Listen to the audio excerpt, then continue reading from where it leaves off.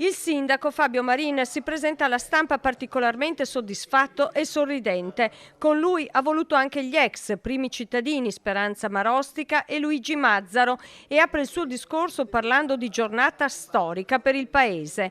Il perché è presto detto. Il Comune ha messo al tappeto Zaia & Company con la sentenza del Consiglio di Stato che gli dà ragione e obbliga la Regione a rispettare gli accordi del 2012, dando il via alla sistemazione della viabilità del centro di San Zenone a spese proprio della Regione. Partendo dall'amministrazione Marostica che aveva intrapreso degli accordi appunto con la Regione per il fatto che la superstrada pedemontana passava appunto per San Zenone, arrivando all'amministrazione di Luigi Mazzaro, il quale appunto aveva firmato l'accordo impegnandosi a ritirare il ricorso al TAR che era stato iniziato dal Comune di San Zenone contro la pedemontana veneta, e con questo accordo si andava ad accordarsi appunto per delle opere compensative. Un accordo però mai rispettato dalla Regione. Dopo un silenzio di 10 anni, Fabio Marin e la sua giunta hanno deciso di imboccare le vie legali.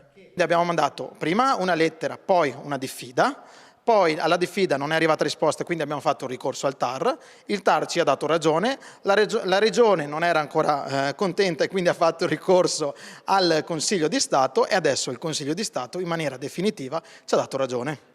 E adesso che il braccio di ferro è stato vinto, l'amministrazione Marin attende di poter avviare quanto prima i lavori di riqualificazione del centro, il cui importo potrebbe superare i 4 milioni di euro. Si tratta della riqualificazione intera del centro di San Zenone. Partiamo da davanti alla chiesa e arriviamo fino in fondo a via Marconi, comprendendo anche la rotatoria qui in piazza all'altezza del municipio.